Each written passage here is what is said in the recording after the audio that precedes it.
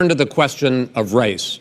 Vice President Biden, after the grand jury in the Breonna Taylor case decided not to charge any of the police with homicide, you said it raises the question, quote, whether justice could be equally applied in America. Do you believe that there is a separate but unequal system of justice for blacks in this country? Yes, there is. There's systemic injustice in this country, in education and work and in law enforcement and the way in which it's enforced. But look, the vast majority of police officers are good, decent, honorable men and women. They risk their lives every day to take care of us. But there are some bad apples. And when they occur, when they find them, they have to be sorted out. They have to be held accountable. They have to be held accountable.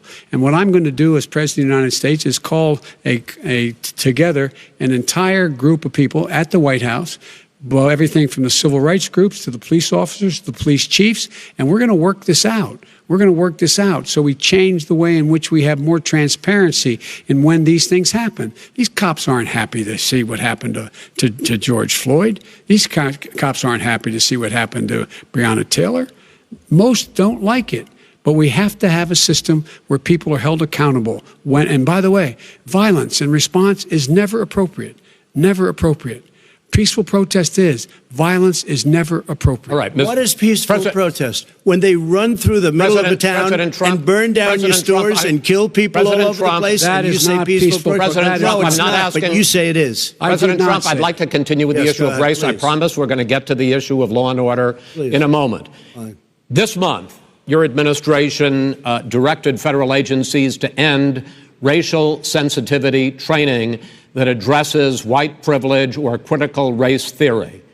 Why did you decide to do that, to end racial sensitivity training? And do you believe that there is systemic racism in this country, sir? I ended it because it's racist. I ended it because a lot of people were complaining that they were asked to do things that were absolutely insane, that it was a radical revolution that was taking place in our military, in our schools, all over the place, and you know it, and so does everybody else. And he would know. What is radical about racial sensitivity training, sir? If you were a certain person, you had no status in life. It was sort of a reversal. And if you look at the people, we were paying people hundreds of thousands of dollars to teach very bad ideas and, frankly, very sick ideas. And really, they were teaching people to hate our country. And I'm not going to do that. I'm not going to allow that to happen.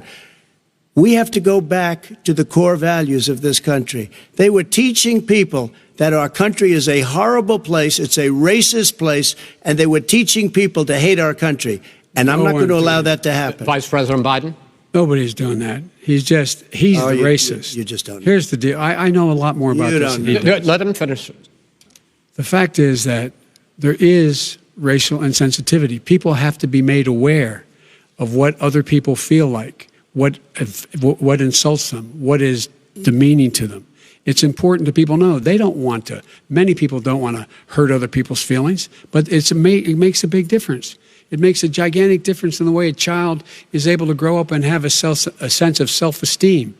It's a little bit like how this guy and his friends look down on so many people. They look down their nose on people like Irish Catholics like me and grew up in Scranton. They look down on people who don't have money. They look down on people who are of a different faith. They look down on people who are a different color. In fact, we're all Americans. The only way we're going to bring this country together is bring everybody together. There's nothing we cannot do if we do it together. We can take this on and we can defeat racism in America. President Trump, sir. During the Obama-Biden administration, there was tremendous division. There was hatred. You look at Ferguson, you go to many places. Look at Oakland. Look what happened in Oakland. Look what happened in Baltimore. Look what happened. Frankly, it was more violent than what I'm even seeing now. Oh, my but Lord. The reason is that ridiculous. The Democrats that run these cities don't want to talk like you about law and order. Violent and you crime, still haven't mentioned. Are you in favor of law and order? I'm in favor of law. You follow it. Are you in favor of law and order? Go yes, ahead. You asked a question. Let him finish. Law and order. Let him answer. Law and order with justice, where people get treated fairly. Okay. And the fact of the matter is, violent crime went down 17%. 15% in our administration. All right. It's gone up on his watch. Went down much more in ours. All right, we're now, Mr. President, you're going to, Mr. President, every record in the Mr. book. President, you're going to be very happy because we're now going to talk about law and order. Places we had trouble were Democratic-run cities. That's exactly my question. There has been a dramatic increase in homicides in America this summer particularly, and you often blame that on Democratic mayors and Democratic governors, but in fact there have been equivalent spikes in Republican-led cities like Tulsa and Fort Worth. So the question is this really a party issue? I think it's a party issue. You can bring in a couple of examples, but if you look at Chicago, what's going on in Chicago, where 53 people were shot and 8 died shot. If you look at New York, where it's going up like nobody's ever seen anything, the numbers are going up 100, 150, 200%. Crime. It is crazy what's going on. And he doesn't want to say law and order because he can't, because he'll lose his radical left supporters. And once he does that, it's over with. But if he ever got to run this country and they ran it the way he would want to run it, our suburbs would be gone. By the way, our suburbs would be gone, and you would see problems like you've never seen. He would know a suburb unless he took a wrong turn. Oh, I know suburbs. He would not. So much Go ahead. Wait a minute. I was raised in the suburbs. This is not 1950. All these dog whistles on racism don't work anymore. Suburbs are by and large integrated. There's many people today driving their kids to soccer practice and or to black and white and Hispanic in the same car as there have been any time in the past. What really is a threat to the suburbs and their safety is his failure to deal with COVID. They're dying in the suburbs. His failure to deal with the environment. They're being flooded. They're being burned out because his refusal to do anything. That's why the suburbs are in trouble. I do want to talk about this issue of law and order, though. And in the joint recommendation that came from the Biden-Bernie Sanders task force, you talked about, quote, reimagining policing.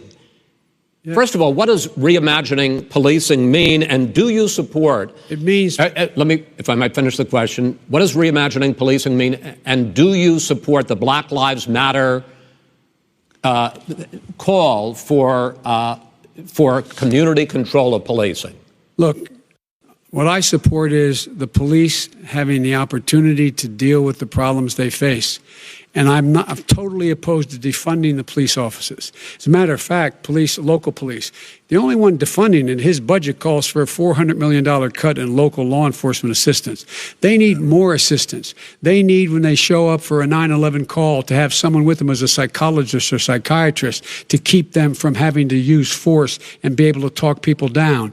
We have to have community policing like we had before, where the officers get to know the people in the communities. That's when crime went down. It didn't go up, it went down. And so we have to be engaged. That's not what they're talking about, Chris. That's not what they're talking about. He's talking about defunding the police. That is not true. He doesn't have any law support. Look, he has no law enforcement That's not support. true. Almost that's nothing. Look. Oh, really? Who do you have? Name one group that supports you. Name one group that came out and supported you.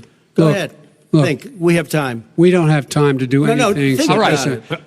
Name one law enforcement group that came out and supported gentlemen, you. I think I'm going to take back the moderator's role, and I want to get to another subject, which is the issue of protests in many cities that have turned violent. In Portland, Oregon, especially, we had more than 100 straight days of protests, which I think you would agree. You talk about peaceful protests. Many of those turned into riots.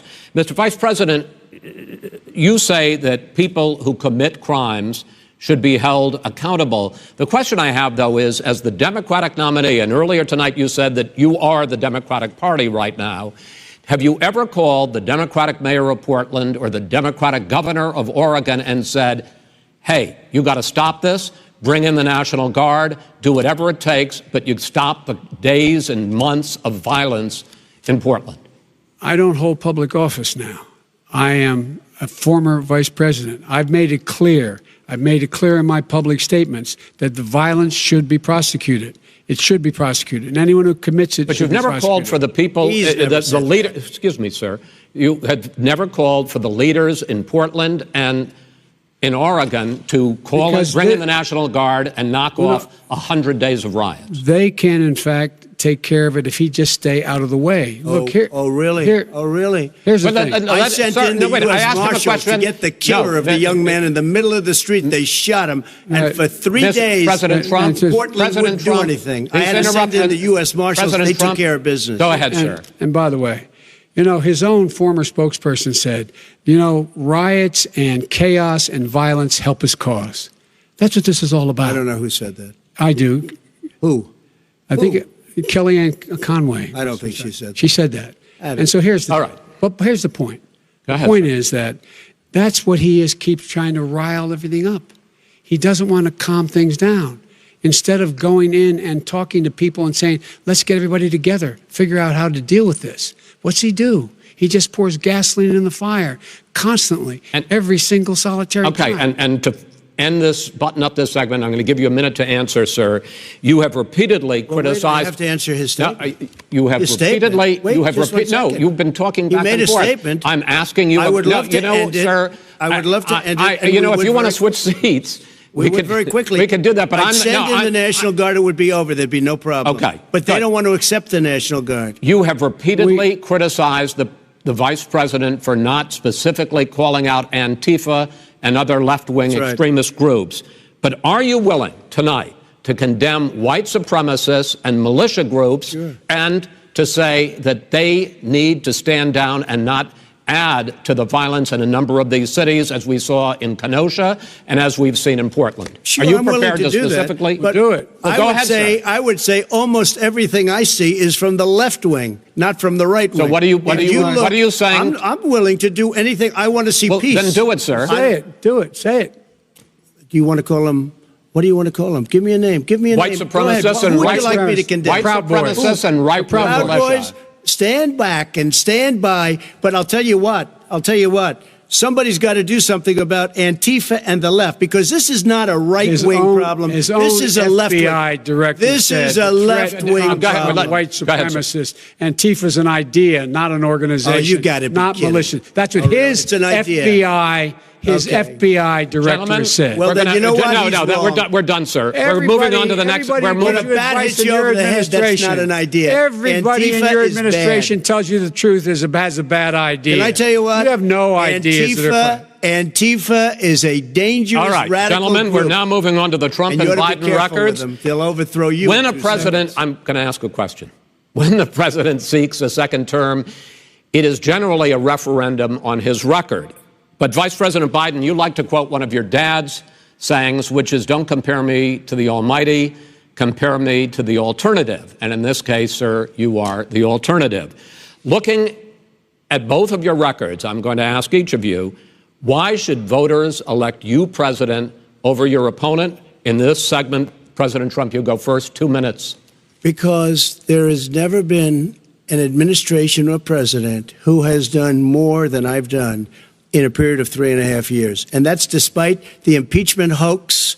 And you saw what happened today with Hillary Clinton, where it was a whole big con job. But despite going through all of these things, where I had to fight both flanks and behind me and above, there has never been an administration that's done what I've done.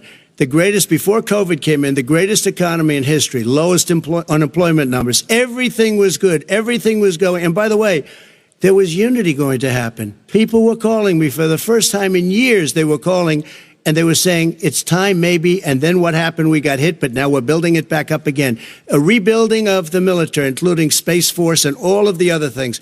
A fixing of the VA, which was a mess under him. 308,000 people died because they didn't have proper health care. It was a mess. And we now got a 91% approval rating at the VA, our vets. We take care of our vets. But we've rebuilt our military. The job that we've done, and I'll tell you something, some people say maybe the most important. By the end of the first term, I'll have approximately 300 federal judges and Court of Appeals judges, 300, and hopefully 3 great Supreme Court justices. That is a record, the likes of which very few people, and you know one of the reasons I'll have so many judges? Because President Obama and him left me 128 judges to fill. When you leave office, you don't leave any judges. That's like, you just don't do that. They left 128 openings, and if I were a member of his party, because they have a little different philosophy. I'd say if you left us 128 openings, you can't be a good president. You can't be a good vice president. But I want to thank you because it gives us almost, it'll probably be above that number by the end of this term. 300 judges. It's a record. Looking at both your records, why should voters elect you president as opposed to President Trump? You have 2 minutes uninterrupted. Under this president, we become weaker, sicker, poorer, more divided, and more violent. When I was vice president, we inherited a recession. I was asked to fix it. I did. We left him a booming economy, and he caused the recession. With regard to being weaker, the fact is that I've gone head-to-head with Putin and made it clear to him we're not going to take any of his stuff. He's Putin's puppy. He still refuses to even say anything to Putin about the bounty on the heads of American soldiers. Your son got $3.5 million. And by the way, my son... Wait a minute. Mr. President, your campaign agreed to both sides would get 2-minute answers uninterrupted. Well, your side agreed to it, and... why don't you observe what your campaign agreed to as a ground rule, okay, sir? He never keeps his word. Can you add no, I'm not asking. That was a rhetorical question. Can you add back 30 seconds? Yeah, yes, okay. You may have. All right. Go ahead. So, thirdly, we're poor. The billionaires have gotten much more wealthy by a tune of over $300 to $400 billion more just since COVID. You in the home, you got less. You're in more trouble than you were before. In terms of being more violent, when we were in office, there were 15% less violence in America than there is today. He's president of the United States. It's on his watch. And with regard to more divided, the nation can't stay divided. We can't be this way. And speaking of my son, the way you talk about the military, the way you talk about them being losers and being and just being suckers. My son was in Iraq. He spent a year there. He got the Bronze Star. He got the Conspicuous Service Medal. He was not a loser. He was a patriot, and the people left behind there were heroes. Really? And I resent. Are you talking like about Hunter? Are you talking about Hunter? I'm talking about my son, Bo Biden. You're talking about. I don't know Bo. I know Hunter. Yeah, Hunter got thrown out of the military. He was thrown out, dishonorably discharged. That's not true. He wasn't dishonorably. Cocaine use.